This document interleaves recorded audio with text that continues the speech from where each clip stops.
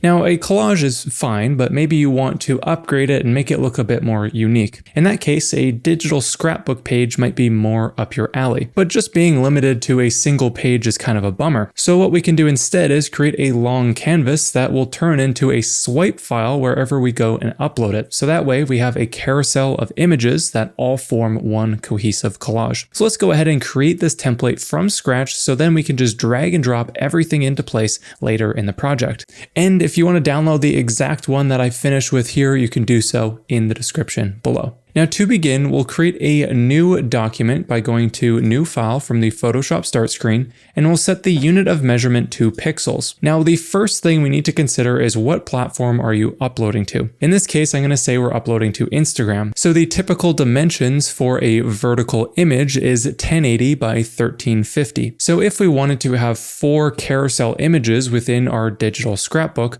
we just need to go and multiply the width of it by 4 times. I know this might be confusing, but let's just make it really easy by first placing in the height, which is 1350, which is not going to change. But then for the width, we know that it is 1080p for one image. So if I wanted to have 4 carousel images, that would mean I would just take 1080 times 4, and that would give me dimensions of 4,320. So I'll go and type that in here for the width. With the resolution at 300 RGB and a white background, I'll click create. Now with this long canvas, this is going to represent 4 individual images for our final carousel. To make this easier to visualize, we can go ahead and set up some grids by going to View, Guides, and then New Guide Layout. I'll disable the margins, and then I'll also disable the rows, and I'll set the columns to the number of carousel images that you intended to have, which in this case is 4. I'll click OK. But now to ensure that all of these will end up exporting as their own individual files later on in our project, we need to go and create some slices next. Nested underneath the crop tool, I'll go and choose the slice select tool,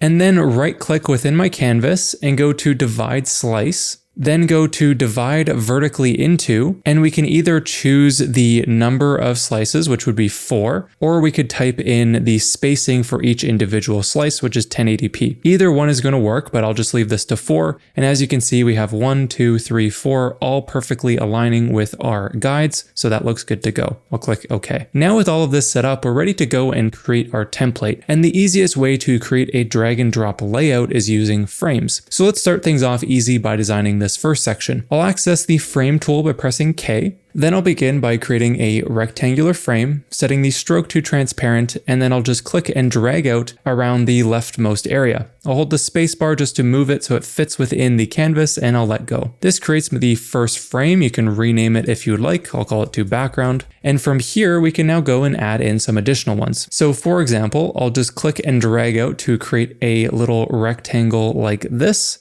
And then I'll grab the move tool and position it over in the center of this other frame. I can now duplicate this frame by pressing Command or Control J, moving it down like so, and then I'll do it one more time, pressing Command or Control J, moving it down like so. So now we have 3 equally spaced horizontal rectangles on top of a background rectangle. With these created, we can go and drag and drop some files into these frames. But I know that some of you are going to want something a little more interesting and unique, so I'll show you how we can create some more interesting frame effects in just a moment. Finding a photo on your computer, you can just drag and drop that over top of the frame that you want to place it in, like so, and then you can use your move tool or just click and drag on that photo to move it around within the frame. I'll repeat this process until my current frames are finished, and then we'll create some more interesting frames. Next, let's say we want some more customized edges to the edge of our frames. Well, what we can do is actually go and download some custom shapes that you find online to use those alongside the custom frame tool. In this case, I've done that already with some torn paper effects. So that means when I access the frame tool, I can go and click on the custom frame tool, choose the shape, and find a torn paper that I like. So let's say this one. I'll now click and drag out like so to create a torn paper frame. And then I can rotate this by pressing Command or Control T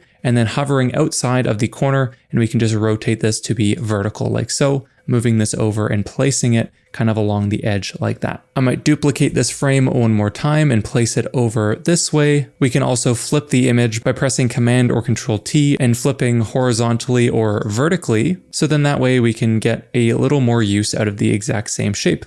I'll press the check mark Now I'll just drag and drop some images into here. Now the final type of frame effect that we can create is using shapes alongside frames so that we can create things like film strips or little Polaroids, for example. So let's go ahead and do that next. I'll create a new rectangle shape and I'll just click and drag out to create that rectangle shape however you want. And then I'll click on these blue dots to drag outwards so that we have those nice sharp edges. With the color set to white here, I can now select the frame tool once again by pressing K. I'll access the rectangular frame tool and then just click and drag out to create a little box like so. Hold the space bar to move it over into the shape and you can position it however you like within that shape. Let's do something like that. Now to center this within the shape, I'll hold Command or Control and click on the thumbnail of the underlying rectangle here to select the outer edges. Grab the Move tool by pressing V, click back on the frame thumbnail, and then while we have the Move tool active, we can center horizontally and vertically if you wanted, but in this case, I only want to center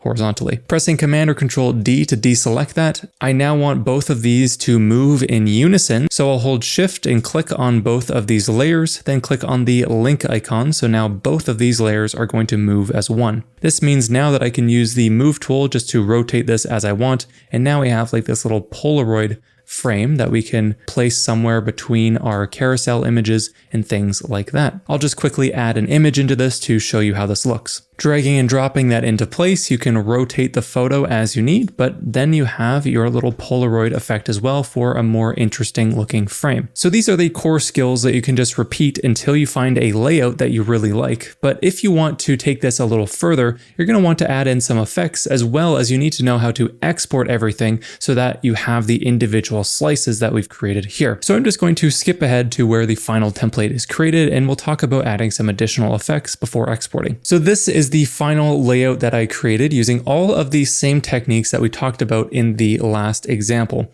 But at this point, you might want to add in things like outlines or shadows to different elements within your design. If you want to apply it directly to something like a shape layer, you can do so just by clicking on that shape layer in the Layers panel, double clicking on the empty area, and then you can go and choose between all of the different styles.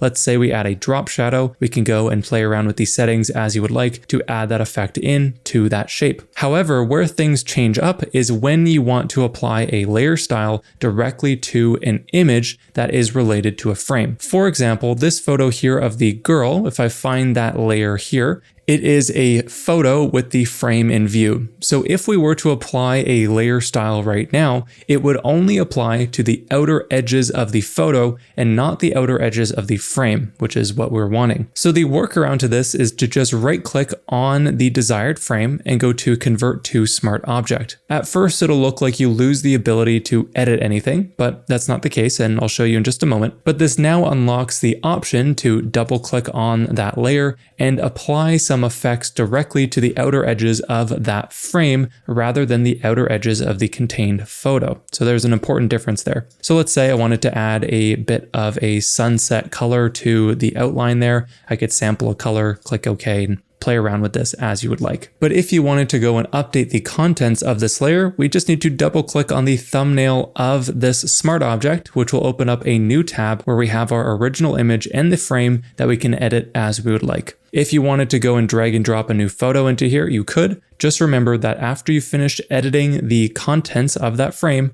just press Command or Control S to save the changes from your smart object back into your original project. Now, the final effect that you could also add in would be any kind of like little hand drawings or extra graphics that you wanted to add in. For example, we could create a new layer at the top of the layer stack, grab the brush tool by pressing B, and then use some of the brushes that just come default in Photoshop. You can try a few different ones to see what works best for you. But with the foreground color set to whatever color you want to paint with, you could now go and just do like little doodles around people or whatever you felt like doing. But if you don't have a steady hand like myself, what we can do is change the smoothing up to 100%. So then now with our brush, we're going to have really smooth brush strokes, and it's easy to create these little types of effects without having to have a really steady hand. So take a moment to add any of those kinds of things into your collage or your scrapbook page as you want. But once that is finished, we're ready to go and export this as 4 different images from this single canvas. Rather than going to the usual file and save a copy, what we're going to use instead is going to export and then save for web. Choosing this option will allow us to select all of the individual slices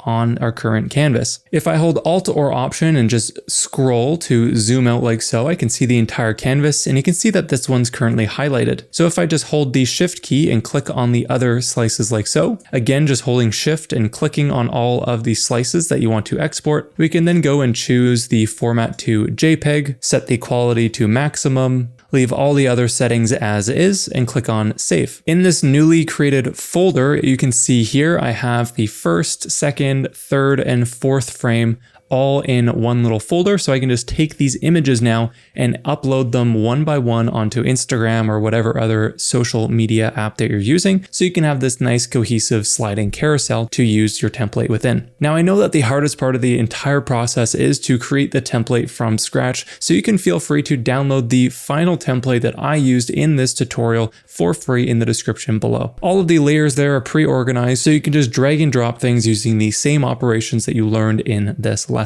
But now that you know how to create these digital scrapbook carousels in Photoshop, if you want to just create more simple, to the point collages from scratch instead, make sure to check out this video here where I show you a super easy way to create collages in just a few minutes that you can reuse over and over again. Again, just click the video right here to watch that, and I hope to see you there next.